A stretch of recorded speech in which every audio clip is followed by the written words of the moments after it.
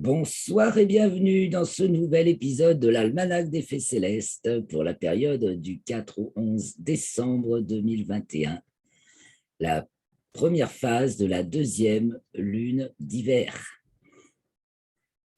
Donc, dans cette vidéo, nous allons parler de ce que nous allons pouvoir voir dans le ciel cette semaine et dans quelles conditions, et aussi de tout ce qu'on ne verra pas, mais qui tisse notre environnement.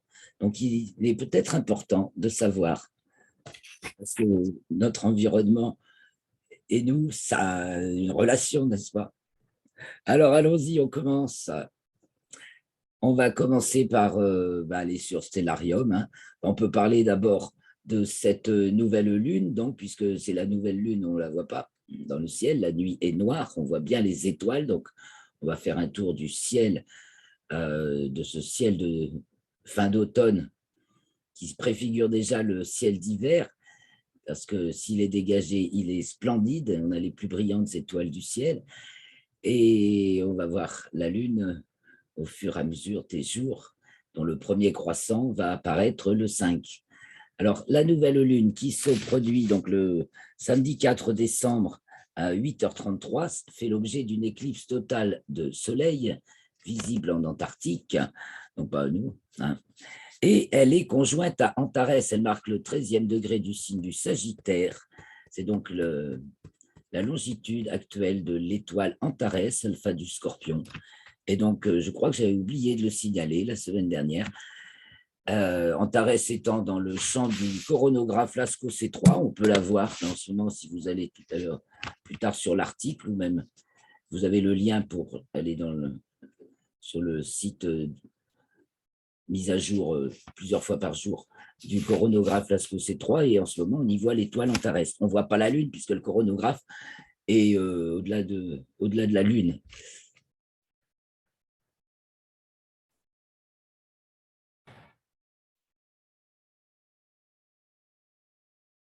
Alors, c'est parti. Je partage Stellarium et nous allons nous rendre tout de suite sur le terrain des opérations. Nous partons donc du coucher du soleil le samedi 4 décembre pour une latitude d'environ 44,30 nord et 2 degrés est. Et donc, le soleil se couche à 17h09. Le soleil se couche à 17h09 toute la semaine. Nous entrons dans la période des jours où le soleil se couche, les couchers de soleil les plus précoces de l'année, car à partir du 13 décembre, il va recommencer à gagner un petit peu, le jour va recommencer à gagner un petit peu sur le soir. C'est le jour de la Sainte-Luce. En revanche, il continue à diminuer sur le matin jusqu'au début janvier. En fait, le jour le plus court est bien le 21 ou 22 décembre, le jour du solstice d'hiver. Cette année, c'est le 21 décembre. Donc, 17h09, donc le soleil se couche, Vénus est déjà dans le ciel. Vous voyez, le soleil se couche pratiquement au sud-ouest, car nous sommes vraiment dans les jours les plus courts de l'année. De jour en jour, jusqu'au solstice, il va se coucher plus vers le sud-ouest. Et à partir du solstice, il va se recoucher de plus en plus vers l'ouest. Donc, allons une petite heure, un peu plus tard, un peu plus tard que le crépuscule commence, mais déjà, on voit Vénus. On voit Vénus, 17h41, 17h45, à 18h, il fait déjà assez sombre. On voit donc l'alignement des planètes, Vénus, Saturne, Jupiter. Il y a Mercure qui est tout près du Soleil, qui était en conjonction supérieure au Soleil le 29 novembre, qui est donc passé dans le ciel du soir, mais qu'on ne peut pas voir pour l'instant, elle est tout près encore du Soleil. Élongation, toute serrée au Soleil encore. Bon. Juste après lui. En revanche, on voit très bien Vénus, Saturne et Jupiter. Ça, immanquable dans le ciel de donc sud-sud-ouest en début de nuit. Vénus, Saturne et Jupiter. Tiens, on va regarder déjà, là c'est le 4, on va regarder là, comme Vénus galope, parce qu'on peut dire que Vénus galope, Et on va la voir de soir en soir avancer. Vous voyez là, elle est dans la constellation du Sagittaire, elle était conjointe à l'étoile Monkey.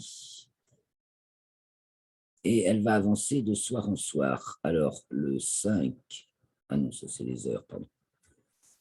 Là, il est 19h, c'est pas grave. Enfin, elle est presque couchée à 19h. Elle se couche à 19h15, 19h20. Voilà. Entre 19h54, le 4 et 19h45, le 11, Vénus se couche. Alors, donc, je me mets plutôt à 18h, comme j'avais dit, et nous allons aller de soir en soir. Alors,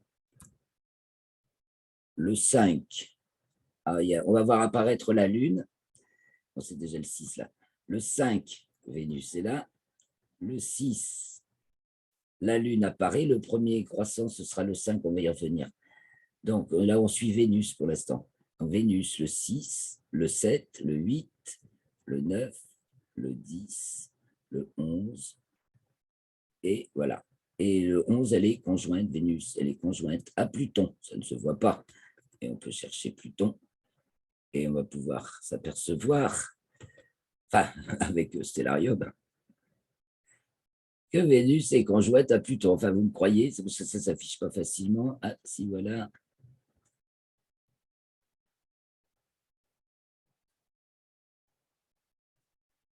Voilà, on voit que il y a 5 minutes, seulement Vénus est 5 minutes au sud de Pluton.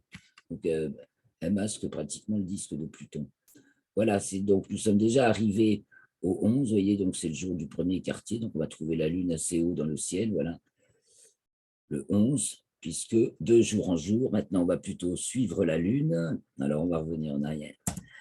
De jour en jour, on va voir donc la Lune apparaître en fin croissant en tout début de nuit, le 5 au soir, puis de soir en soir, ce croissant va être plus haut au début de la nuit, va se coucher plus tard et va grossir. Donc, c'est ça la première phase de la deuxième lune d'hiver. Donc là, nous sommes le 11 décembre, le premier quartier. Donc, la Lune est conjointe à Neptune pour le premier quartier. Vous voyez, Neptune étant ici. Donc, le 11 au soir, on a la Lune ici. Je vais revenir le 10. Le 11 au soir, la Lune est à droite en dessous de Neptune. Et le 10, ça va trop vite. Et le 10, elle est à... Non, le 11 au soir, elle est à gauche à côté de Neptune. Et le 10, elle est à droite à côté de Neptune. Du 10 au 11, elle fait tout ça. Donc là, voilà le 10.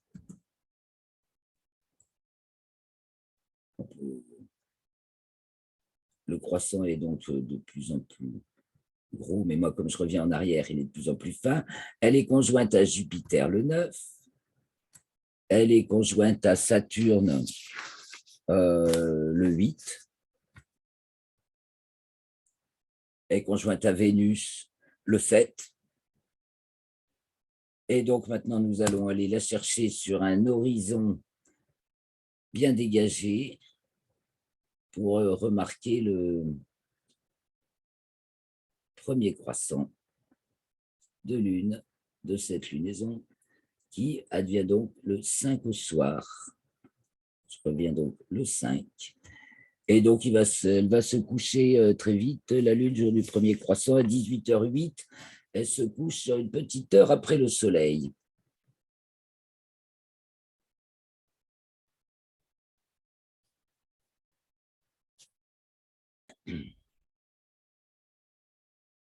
Bon, ben me revoilà, il y a une deuxième coupure, il y a beaucoup de coupures. J'espère que ça va bien tenir. Alors, nous en étions, je reprends le partage au premier croissant de lune, le 5, dimanche 5 décembre au soir. Alors, rendez-vous au-dessus d'un horizon bien dégagé. Et là, au sud-ouest, on verra notre fin croissant de lune de 3%, 33 heures après la nouvelle lune, vous voyez, donc à peu près au sud-ouest, qui est devant la constellation du Sagittaire et qui va donc se coucher à 18h08. Donc le lendemain, je passe au lendemain. Ah, mais ça passe trop vite. Je suis déjà au 10, je dois être au 6. Le lendemain, le 6. il s'approche de Vénus, puisque la Lune est conjointe à Vénus le 7, et elle va passer en dessous, je vous trace l'écliptique. Bon, Vénus est encore en dessous de l'écliptique, elle remonte, et la Lune est en dessous de l'écliptique également. Elle remonte, elle va atteindre sa latitude minimale, ou elle l'a juste atteinte avant. Il me semble qu'elle l'atteint elle atteint juste la semaine dernière, et elle va atteindre sa déclinaison minimale. Donc ça remonte, elle remonte déjà, la Lune. Donc beaucoup de remontées. Donc le 6 au soir. Ah, ça va trop vite. Décidément, aujourd'hui, ça va, je pense que 7. Elle est passée à gauche de Vénus. Elle se trouve maintenant en dessous à droite de Saturne. Je réduis un petit peu, qu'on voit un peu mieux le champ. Vous voyez, constellation du Capricorne, Saturne qui est devant la constellation du Capricorne. Le 7, donc. Le 8, eh bien, ça y est, elle est passée à gauche de Saturne. Elle grossit de plus en plus. Hein, vous voyez, le croissant. Le croissant devient plus important. Jusqu'au 5e jour, on peut admirer la lumière cendrée, c'est-à-dire on voit la partie nuit de la Lune légèrement éclairée en fait par la lumière que la Terre renvoie elle-même. Mais c'est la nuit de la Lune éclairée par le clair de Terre. À partir du 5e jour de la Lune, après, la Lune est trop brillante pour que ça ne se voit plus. Donc, nous sommes le 8. Le 9, elle est passée à gauche de Jupiter. Le 10, elle s'approche de Neptune, elle va passer en dessous de Neptune, et le 11 pour le premier quartier, en premier quartier, donc demi-lune, eh bien, elle est passée à gauche de Neptune. Évidemment, Neptune, on ne la voit pas à l'œil nu. J'en profite pour grossir sur ce premier quartier, parce qu'on va voir quelques formations intéressantes. Ça va être le moment de la regarder, de regarder le lever du soleil sur toutes ces formations-là. Et il y a le trio Cyrillus, Alphonsus et Katharina, sur lequel le soleil se lève. Puis il y a aussi Aristarque, plus au nord, qui est ouf. Je sais plus, vous verrez bien ça dans le. C'est pas lui. Vous verrez ça sur l'article, parce que j'ai mis précisément les images. Donc, la Lune, au premier quartier, ben, elle nous montre la mer des crises ici, mer de la sérénité, mer de la tranquillité, mer des humeurs. Et ça, c'est les tâches gris sombres les plus importantes. Voilà. Alors, je diminue la Lune, on l'a vu dans toute sa. On l'a suivi tout du long. Alors maintenant, comme je vous ai dit, au moment de la nouvelle Lune, il n'y a pas de Lune. Et donc, c'est le bon moment pour voir les étoiles. Je vais donc revenir le 4. Donc là, on était le 11, je reviens au 4. Et on va se mettre en début de nuit à 19h. Et voilà, vers le sud. Et bien vers le sud, donc, on verra Vénus, Saturne et Jupiter. Parce que Vénus va être dans un mois à peu près conjointe à Saturne. Elle va avancer très vite. Donc l'étoile qui culmine là, c'est Fomaio en début de nuit, du poisson austral à une quinzaine de degrés de hauteur. Au-dessus, nous avons le grand carré de Pégase, bien visible. Entre les deux, il y a le Verseau avec Neptune. À gauche de Pégase, qui fait en V sous Pégase, après c'est les poissons. On voit bien l'étoile d'Ivda de la baleine. Elle est bien remarquable. Et puis, et Menkar, ici. Voilà. On les voit mieux que les étoiles des poissons, hein, d'Ivda et Menkar. Menkar, tout proche de laquelle se trouve Uranus, qui est assez facile, qui est dans un environnement pour repérer Uranus assez facile, puisque donc on a, donc vous avez vu Pégase là-haut, Pégase, les poissons, la baleine, donc l'étoile Menkar, il y a Divda à l'avant et Menkar à l'arrière qui brille bien. Au-dessus, là, on a le bélier, assez facile à reconnaître, Amal et Shératan, cette figure est très visible. On a Persée, on ne peut pas manquer Y de Persée, et puis on a les Pléiades, pour se repérer. Donc les Pléiades, Aldébaran, les Pléiades, et Uranus, et voilà, sous les étoiles du bélier, alors je grossis un peu, et entre, alors c'est plutôt la queue de la baleine, les le bélier et les Pléiades, ça fait pratiquement un angle droit. Donc, on va trouver ça se trouve aux jumelles, et donc on va trouver un champ assez foisonnant, surtout qu'il y a pas mal d'étoiles de même magnitude, et on a pu remarquer déjà le déplacement de Uranus par rapport à cette étoile, Omicron Aries, qui est de même magnitude qu'Uranus, 5,7, et celle-ci, 29 Aries, qui est de magnitude 6, donc sont à peine moins brillantes. Donc Uranus, de soir en soir, là c'est le 4, le 5, le 6, je vais la mettre au milieu, le 7, le 8, le 9 et le 10, vous voyez, elle avance quand même, et le 11, voilà. Je reviens au 4. Voilà, non, pas le 3, s'il vous plaît. Je rediminue pour voir le reste, voilà, mais c'est le bon moment autour de la nouvelle lune. Après, bon, la lune va arriver jusqu'à Uranus toute la semaine, c'est bon. Neptune, c'est bon les premiers jours de la lunaison, puis après, elle va être conjointe donc au premier quartier. Il va y avoir des étoiles filantes un peu plus dans la nuit, mais il y a les Andromédides, les Orionides, les Orionides de novembre. Donc, il faut attendre qu'Orion soit levé, mais vous allez voir pas mal d'étoiles filantes. Il y a le début des Léonides, qui est un essaim très important, qui va avoir son maximum, je crois, le 14 décembre, de ce genre avec un taux horaire moyen zénital de 120 étoiles filantes à l'heure. Les autres, c'est 3, 5, c'est pas pareil. Alors, il va y avoir ce gros essaim des Léonides bientôt. Voilà donc Uranus. Alors, les constellations. Alors, on va commencer par aller voir ceux qui se couchent.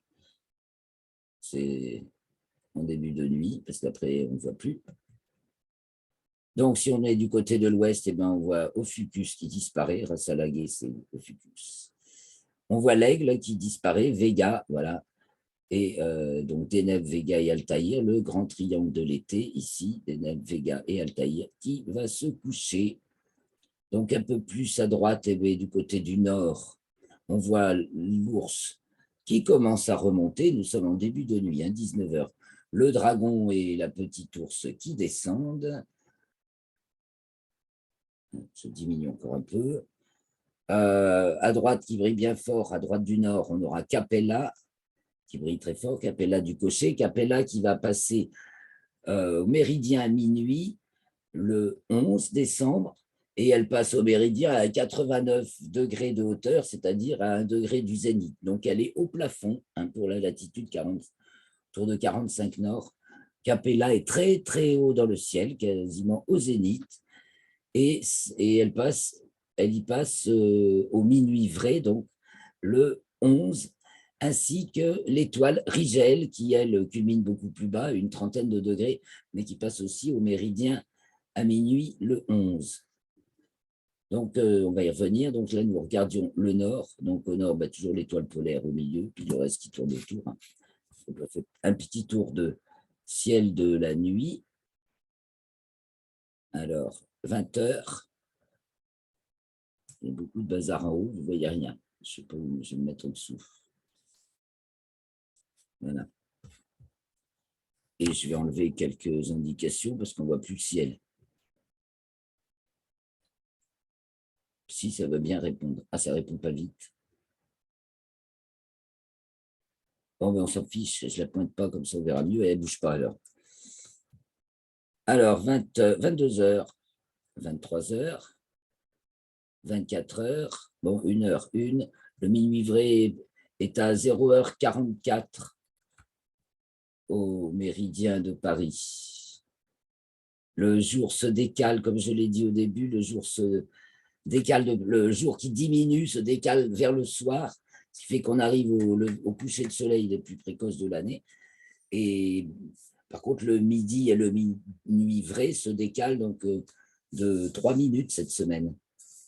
Donc, c'était le 4, c'est à 0h41, le 11, c'est à 0h44, la minuit. Voilà, donc vous voyez l'ours qui remonte, Capella qui monte, qui grimpe au plafond, là. Capella est au plafond, j'ai écrit la grille zénitale à 0h. Ah oui, c'est plus que là, il est déjà 1h. Voilà. 0h, 23h57.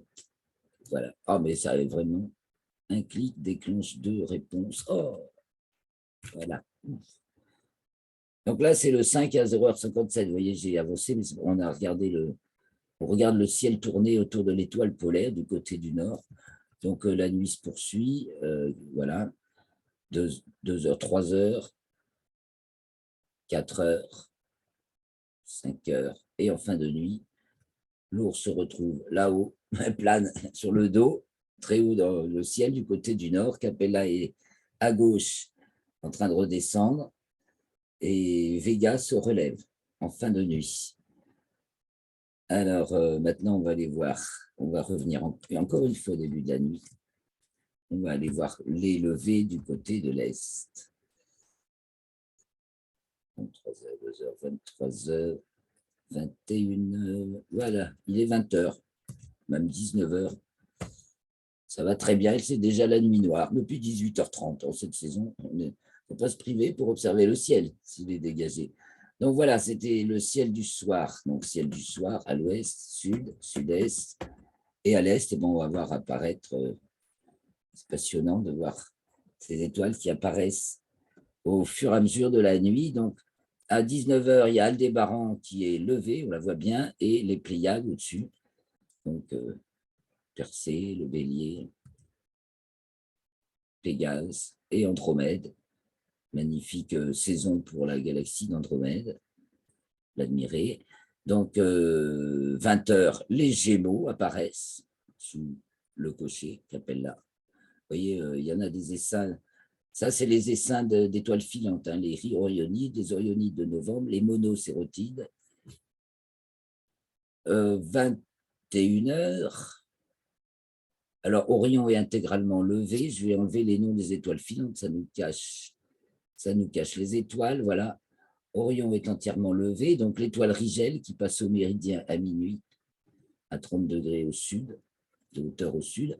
Procyon qui se lève à un peu avant 22h.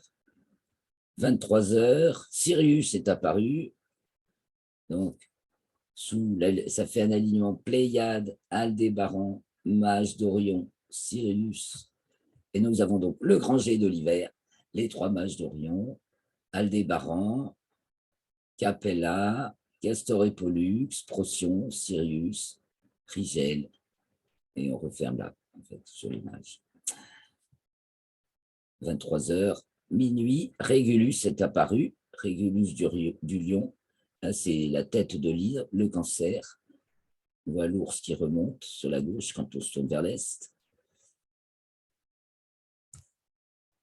1h du mat, le lion est entièrement levé. Vous voyez, le lion et la grande ours. Ça fait 2 figures qui ont aussi des similitudes de forme, mais le lion va partir vers le sud et la grande ours repart là-haut vers le nord. Donc voilà, voici l'hydre qui s'élève à droite du lion. Donc, 3h, 4h, réapparition d'Arcturus, du Bouvier. 5h, Spica de la Vierge. 6h, Vega de la Lyre. 7h, Mars. Et voilà, la seule planète du matin en ce moment, c'est Mars. Donc, elle mérite toute votre attention, toute notre attention, car voilà, elle est maintenant, on peut la découvrir dans le ciel du matin. Vous voyez, elle est devant la constellation de la Balance et elle se lève à 6h35. Donc, ça laisse le jour se levant, le soleil se levant à 8h, entre 8h13 et 8h19 cette semaine. Ça laisse de plus en plus de facilité pour observer Mars, qui n'est pas encore très brillante, mais qui est tout à fait repérable maintenant, au moins avec des jumelles. Voilà, toutes les autres planètes, donc, comme j'ai dit, sont dans le ciel du soir et nous les avons vues.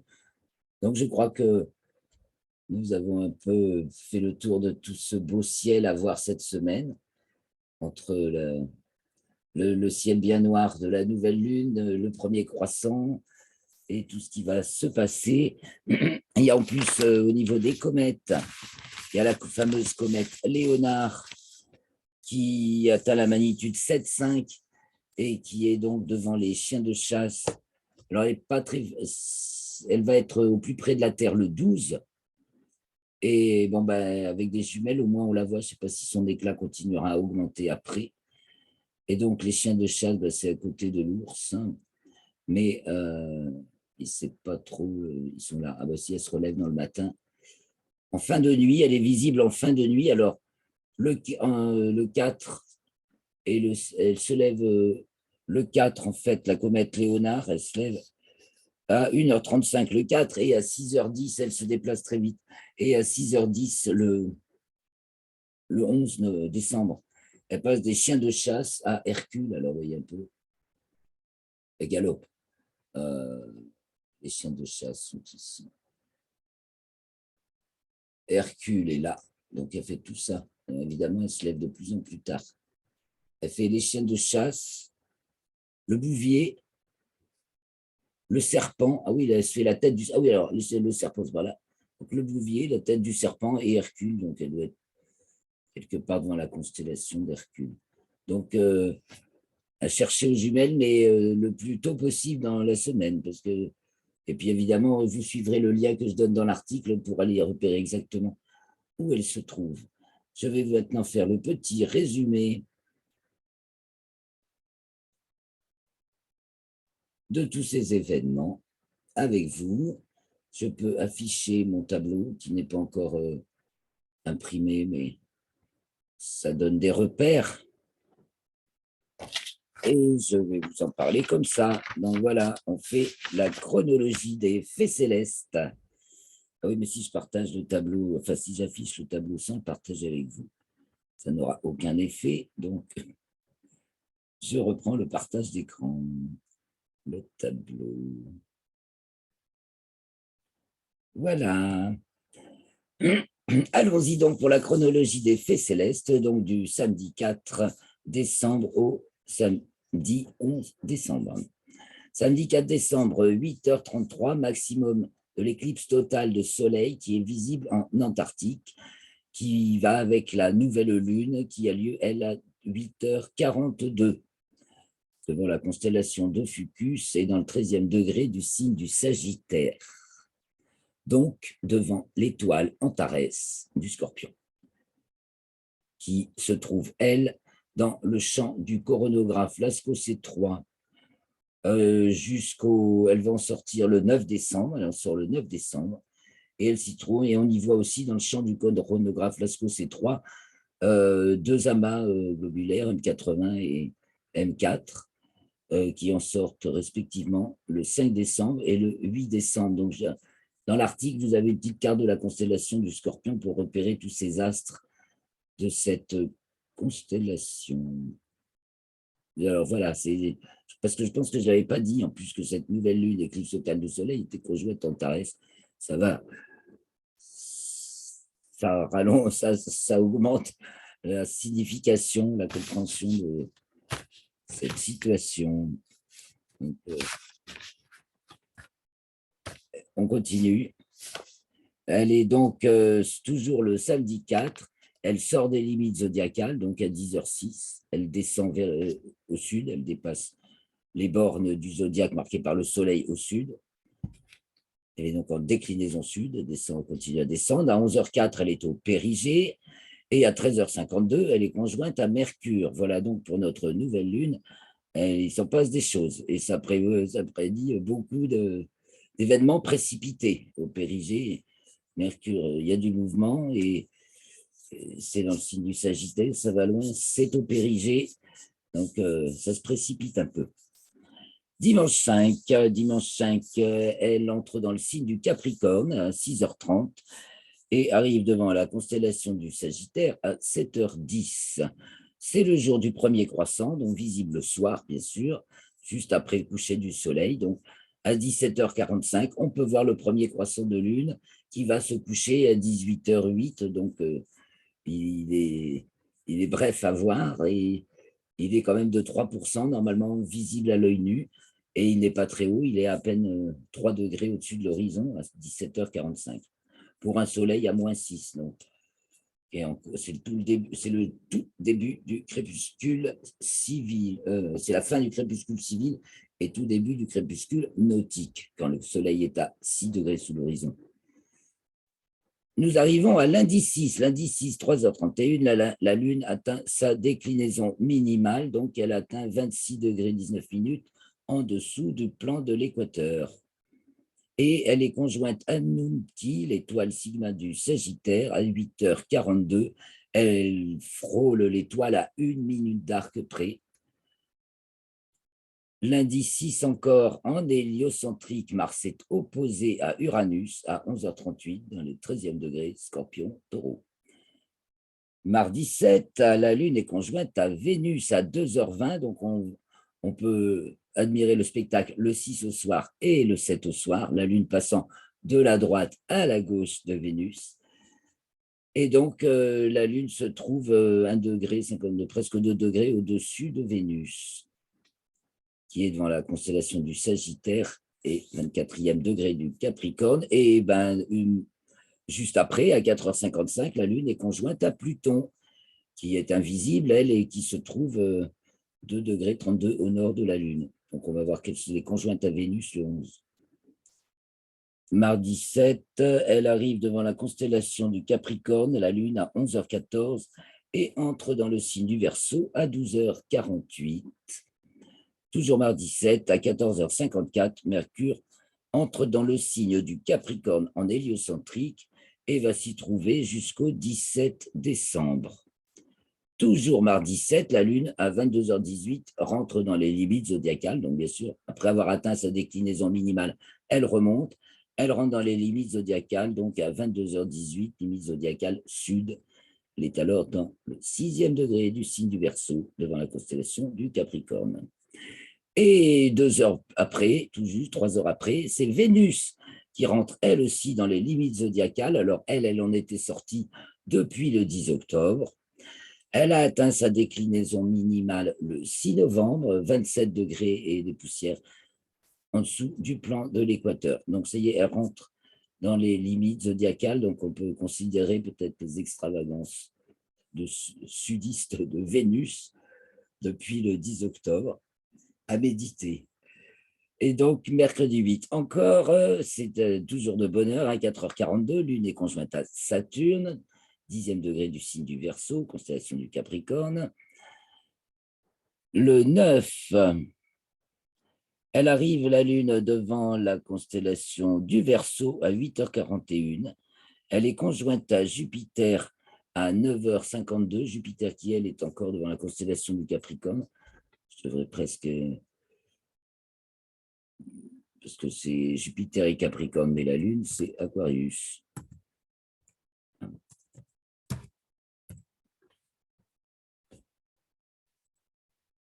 Le 9, la Lune ensuite entre dans le signe des Poissons à 15h53, puis à 18h43, elle atteint sa latitude minimale, c'est-à-dire son point le plus bas en dessous du plan de l'écliptique, cette fois-ci, celui dans lequel on voit les planètes, ce qui est tracé par les planètes dans le ciel en ce moment.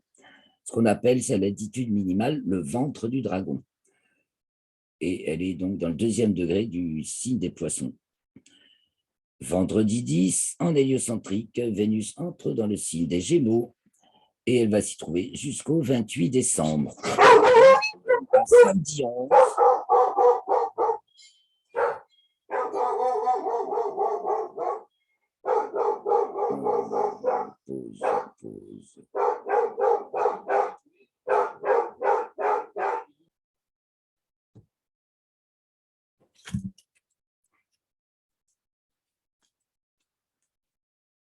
Eh bien, nous terminons après une autre coupure.